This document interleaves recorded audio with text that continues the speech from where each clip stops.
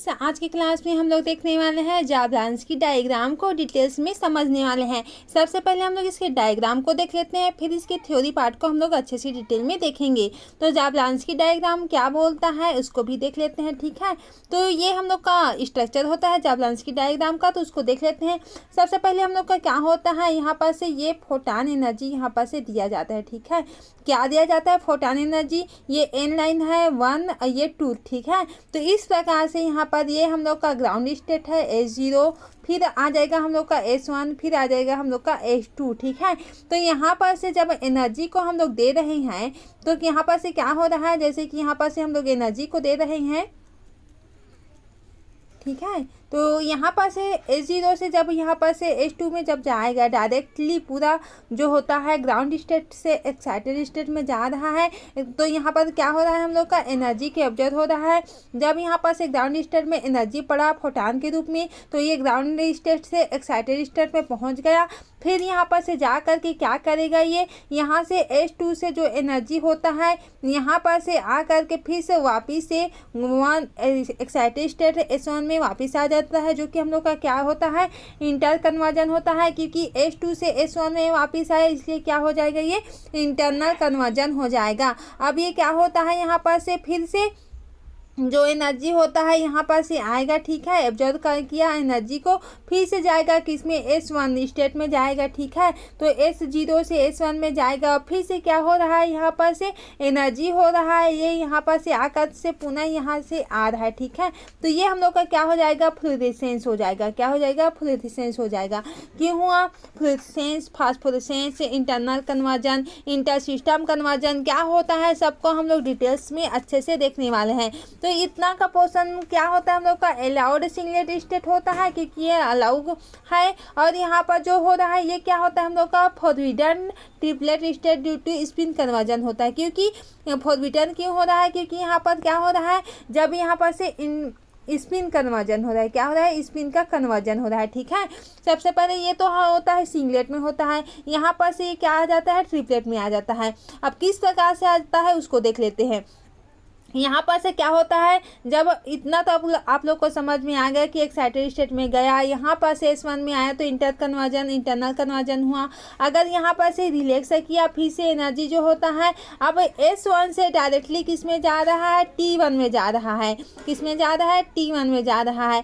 S1 से directly क्या हो रहा है, स्पिन कन्वर्जन करने पर यहाँ पर इंटर सिस्टम क्रॉसिंग हो रही है यहाँ पर से, और ट्रिपलेट स्टेट में जा रहा है, ठीक है। तो यहाँ पर से क्या होता है, ये हम लोग का यहाँ पर से फिर से T1 से ट्रिपलेट स्टेट में है, तो यहाँ पर से किस में जाएगा, ये डायरेक्टली ग्राउंड स्टेट में आ जाता है। तो इसको हम लोग फास्फोरेसेंस बोलेंगे। किसके थ्रू आ रहा है, T1 ट्रिपलेट से आ रहा है, सिंगलेट में आ रहा है, ठीक है। सिंगलेट ग्राउंड स्टेट में आ रहा है, किसके थ्रू, T1 के थ्रू आ रहा है। तो ये हम लोग का फास्फोरेसेंस कहलाएगा। जबकि हम लोग का जो लाइट है जो यहाँ पर से रिलैक्स हुआ है, ठीक है, किसमें से S2 से आकर से यहाँ पर से रिलैक्स हुआ है। अब S1 से जो एनर्जी होता है वो डायरेक्टली किस में जा रहा है, यहाँ पर से ग्राउंड स्टेट में जा रहा है, ना कि इसमें जा रहा है, ठीक है। इसमें जा रहा है तो हम लोग का इंटर सिस्टम क्रॉसिंग हो जा रहा है, और यहाँ से आ रहा है, उसको हम लोग फास्फोरेसेंस बोल रहे हैं। जबकि यहाँ पर से जो आ रहा है एनर्जी को, उसको हम लोग क्या बोलेंगे, इसको हम लोग फ्लोरेसेंस बोलेंगे, ठीक है। क्या बोलेंगे, फ्लोरेसेंस बोलेंगे। क्यों बोल रहा है, क्योंकि ये सिंगलेट स्टेट से डायरेक्टली ग्राउंड स्टेट में जा रहा है, इसलिए हम लोग इसे फ्लोरेसेंस बोलेंगे। यहाँ पर अगर ट्रिपलेट से डायरेक्टली अगर ग्राउंड स्टेट में आ रहे हैं तो ये हम लोग का क्या हो जाएगा, फास्फोरेसेंस हो जाएगा। और फास्फोरेसेंस में क्या हो रहा है, हम लोग का फोटॉन यहाँ पर से रिलीज होता जा रहा है, ठीक है। और फ्लोरेसेंस में क्या होता है, हम लोग का हीट के फॉर्म में जो एनर्जी होती है वो रिलीज होती है, ठीक है। यहाँ पर से जो रिएक्शन होती है ये हम लोग का यहाँ पर से आया, यहाँ पर से आया, ठीक है। तो यहाँ पर क्या है, घुमावदार रास्ता है, इसलिए क्या होता है, ये टाइम कंज्यूमिंग होता है, ठीक है। क्या होता है, टाइम कंज्यूमिंग होता है।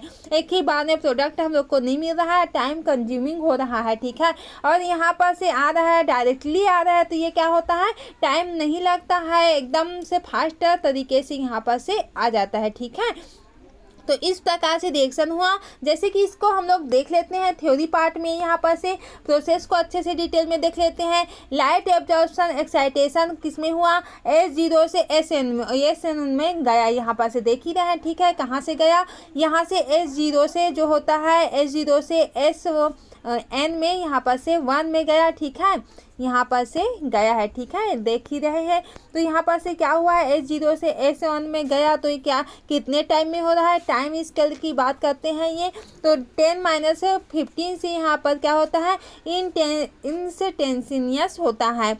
अब इंटरनल कन्वर्जन कैसे हो रही है, S1 से जब SN से S1 में जा रहा है, यहाँ पर से देख ही रहे हैं ना, यहाँ पर क्या जा रहा है, S1 से S2 में यहाँ पर से जा रहा है, S1 में जा रहा है, ठीक है, S0 से S1 में जा रहा है यहाँ पर से। तो क्या होता है, हम लोग का इंटरनल कन्वर्जन हो रहा है, जैसे कि यहाँ पर से आ रहा है इंटरनल कन्वर्जन है ये हम लोग का, ठीक है।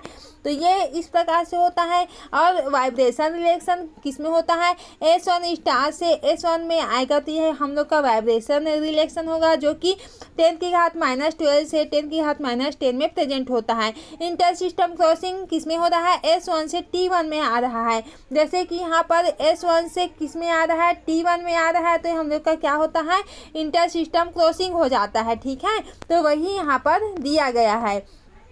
और क्या है हम लोग का यहाँ पर से फ्लोरेसेंस किस में जा रहा है, S1 से S0 में आ रहा है। जैसे कि S1 से S0 में आ रहा है, ठीक है। तो S1 से यहाँ पर से S1 है, S1 से S0 में आ रहा है, तो ये हम लोग का क्या हो गया, फ्लोरेसेंस हो जाता है, ठीक है, वही दर्शाया गया है। तो यहाँ पर से फ्लोरेसेंस तो हो गया। टाइम कितना लगता है, 10⁻⁻9 से 10⁻6 तक लगता है। फास्फोरेसेंस की बात करते हैं यहाँ पर, तो T1 से S0 में आता है, किसमें, T1 से यहाँ पर से T1 है ना, T1 से S0 में आया, ये हम लोग का फास्फोरेसेंस हो जाता है, ठीक है।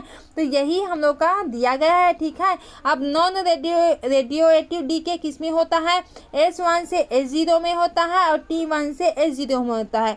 तो S1 से S0 में होता है, यहाँ पर S1 से S0 में हो रहा है, ठीक है। तो ये हम लोग का क्या होता है, नॉन रेडियो एक्टिव डीके होता है, ठीक है।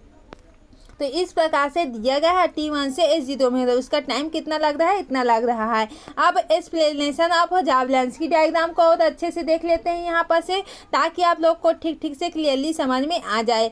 The first step is the transition from higher excited singlet state to the lowest excited singlet state. यहाँ पर से क्या हो रहा है, फर्स्ट हम लोग क्या करेंगे, ट्रांजिशन करवाएंगे, जो कि क्या होता है, सबसे पहले क्या होता है, हम लोग का लोएस्ट जो होता है एक्साइटेड स्टेट होता है, उसको हायर एक्साइटेड स्टेट में ले जाते हैं, ठीक है। तो यहाँ पर फिर से क्या होता है, वो स्टेट S1 में आ जाता है। This is called internal conversion. तो ये हम लोग का क्या होता है, इंटरनल कन्वर्जन होता है। किसके थ्रू आया, जब हायर एक्साइटेड स्टेट से ये हम लोग का हायर हो जाता है, ठीक है। हायर से जब लोअर से लोएस्ट में आता है, तो लोएस्ट में आता है, तो ये हम लोग का सिंगलेट हो जाता है, ठीक है। क्या होता है, सिंगलेट हो जाता है, S1 होता है। तो ये हम लोग का क्या होता है, इंटरनल कन्वर्जन होता है, ठीक है, जैसे कि हम लोग देखे हैं।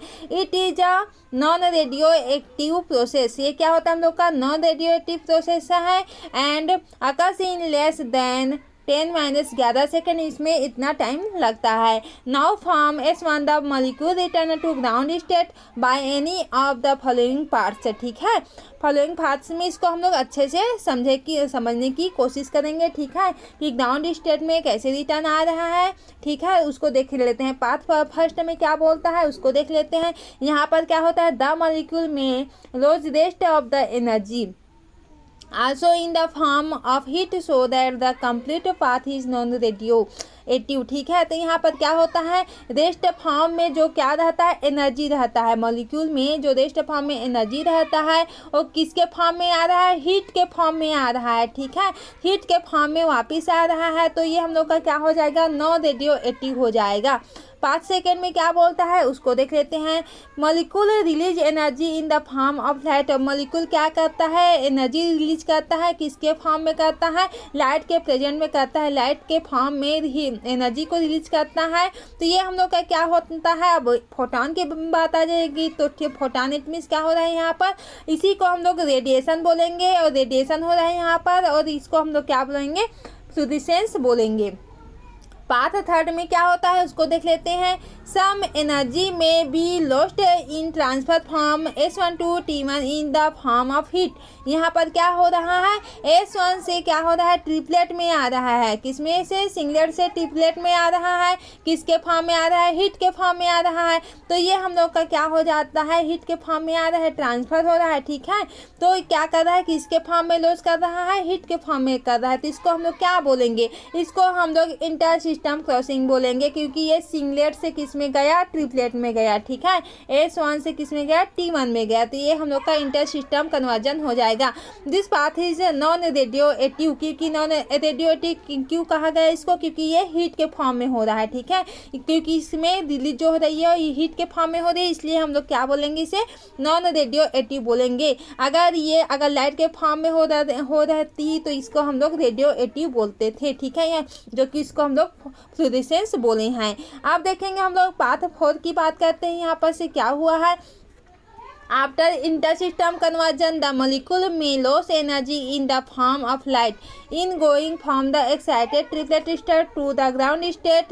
This is called a phosphorescence. क्यों बोला गया है इसको, क्योंकि T1 ट्रिपलेट स्टेट से क्या आ रहा है, यहाँ पर से ग्राउंड स्टेट में आ रहा है, कौन, एनर्जी आ रहा है। ठीक है, एनर्जी लॉस हो रहा है। अब आ रहा है तो एनर्जी तो लॉस हो ही जाएगा, या तो जाने में खर्चा लगता है, आने में खर्चा लगता है। ठीक है, दोनों में खर्चा लगता है। अगर हम लोग बस में जाते हैं तो हम लोग जाने में भी पैसा देना पड़ता है, और अगर आएंगे तो भी पैसा देना पड़ता है। तो इसी प्रकार से हम लोग का क्या हो जाएगा, ये हम लोग का फास्फोरेसेंस हो जाएगा। ठीक है, आई होप आज का वीडियो लेक्चर आप लोग को अच्छे से क्लियरली तरीके से समझ में आ गया होगा। आज का जाब्लांस्की डायग्राम एकदम इजी फॉर्म में था। आई होप आप लोग को समझ में आ गया होगा। ठीक है, तो अपने फ्रेंड सर्कल में शेयर जरूर से किया करें। समझ में आए तो लाइक जरूर से किया करें। कमेंट सेक्शन में बताया करें कि आप लोग को कौन से टॉपिक रिक्वायरमेंट है। ठीक है, तो आज का क्लास यहीं से एंड करते हैं। Thank you.